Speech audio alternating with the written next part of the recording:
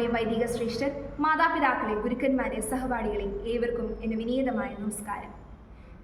യെരൂശലേംപുരിയിൽ കർത്താവേറും നേരം സൈത്തിൻ കൊമ്പുകളേന്തി പൈതങ്ങൾ ഘോഷിച്ചു.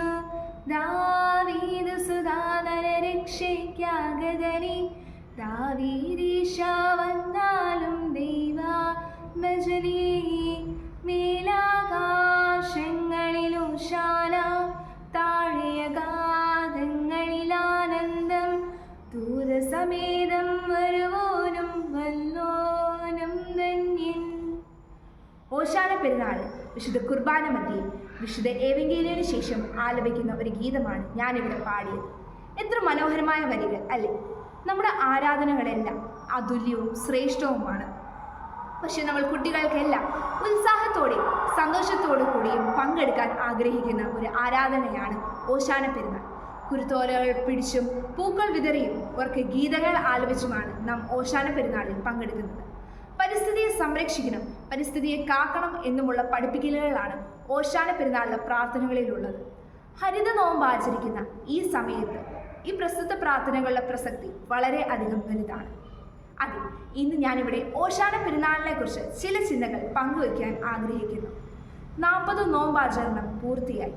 സഭാമക്കൾ വിനയപൂർവ്വം അനുതാപ ഹൃദയത്തോടുകൂടി ശാന്തമായി പീഡാനുഭവ വാരത്തിലേക്ക് കടക്കുകയാണ്. യെരൂശലേം പട്ടണത്തിലേക്കുള്ള യേശുതമ്പുരാൻ ചൈത്രയാത്രയാണ് ആദ്യ സംഭവം. അതുല്യമായ ഒരു ആഘോഷയാത്രയാണ് ഇത്. തന്റെ മനുഷ്യാവതാര കാലത്ത് പരസ്യമായി ആദരിക്കുന്ന ഏക സന്ദർഭമാണ് ഇത്. വിശുദ്ധ യോഹന്നാന്റെ സുവിശേഷം 12-ാം അധ്യായം 12 തൊട്ട് 19 വരെയുള്ള വാക്യങ്ങളും, വിശുദ്ധ മത്തായിയുടെ സുവിശേഷം 21-ാം അധ്യായം 1 തൊട്ട് 17 വരെയുള്ള വാക്യങ്ങളും, വിശുദ്ധ മർക്കോസിന്റെ സുവിശേഷം 11-ാം അധ്യായം 1 തൊട്ട് 11 വരെയുള്ള വാക്യങ്ങളും, വിശുദ്ധ ലൂക്കോസിന്റെ സുവിശേഷം 19-ാം അധ്യായം 18 തൊട്ട് 44 വരെയുള്ള വാക്യങ്ങൾ എന്നീ വേദഭാഗങ്ങളിലെല്ലാം കർത്താവിന്റെ ജൈത്രയാത്രയെക്കുറിച്ച് വിശദമായി പറയുന്നുണ്ട്. എബ്രായ ഭാഷയിൽ ഓശാന അഥവാ ഹോശാന എന്ന വാക്കിന്റെ അർത്ഥം രക്ഷിക്കണമേ എന്നാണ്. പെസഹ പെരുന്നാൾ ആചരിക്കുവാൻ യെരൂശലേം പട്ടണത്തിലേക്ക് കഴുതപ്പുറത്ത് കയറി പോയ കർത്താവ് തന്റെ ജനങ്ങളുടെ മധ്യേ ജനങ്ങളെല്ലാം ഓശാന എന്ന് ആർത്തു വിളിച്ചപ്പോൾ അവരുടെ ഹൃദയത്തിലും രക്ഷിക്കണമേ എന്ന പ്രാർത്ഥനയായിരുന്നു. റോമ സാമ്രാജ്യത്തിന്റെ ആധിപത്യത്തിൽ നിന്ന് തങ്ങളെ രക്ഷിക്കണമേ എന്ന ജനങ്ങളുടെ പ്രാർത്ഥന ഉൾക്കൊണ്ട് രാജാതിരാജനായ യേശുതമ്പുരാൻ കടന്നു വന്നു.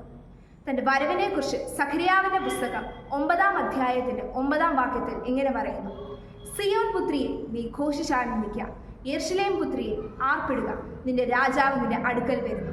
അവൻ താഴ്മയുള്ളവനും ജയശാലിയും നീതിമാനും കഴുതപ്പുറത്ത് കയറി പെൺ കഴുതയുടെ കുട്ടിയായ ചെറു കഴുതപ്പുറത്ത് കയറി ഇതാ വരുന്നു. നഗരത്തിലെ രാജാവാം യേശു കൊട്ടാരത്തിലേക്കല്ല, മറിച്ച് ദേവാലയത്തിലേക്കാണ് കടന്നു വന്നത്. തന്റെ പിതാവിന്റെ ആലയം താൻ ശുദ്ധീകരിച്ചു. ഇസ്രായേലിന്റെ ചരിത്രം നാം പരിശോധിക്കുമ്പോൾ ഒരു വസ്തുത നമുക്ക് കാണാം. അതായത്, ജനം ദൈവത്തെ മറന്നപ്പോൾ അവരെ ശത്രുക്കൾ കീഴടക്കി. മറിച്ച് ജനം ദൈവത്തെ അറിഞ്ഞ് ദൈവത്തോട് പ്രാർത്ഥിച്ചപ്പോൾ അവർക്ക് ജയവും സ്വാതന്ത്ര്യവും കിട്ടി. ഓശാന പെരുന്നാൾ കുരുത്തോല പെരുന്നാളായും മറ്റുള്ളവരെ ആഘോഷിക്കുവാനുള്ള പെരുന്നാളായും മാറരുത്. മറിച്ച് നമ്മുടെ അടിമത്തങ്ങളെയും നമ്മുടെ വീഴ്ചകളെയും എല്ലാം മനസ്സിലാക്കി അവയിൽ നിന്ന് ഉയർന്നു വന്ന് ദൈവത്തോട് ചേർന്ന് നിൽക്കണം.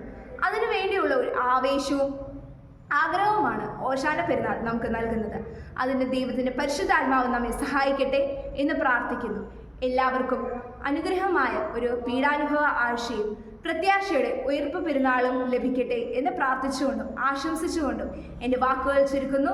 നന്ദി, നമസ്കാരം.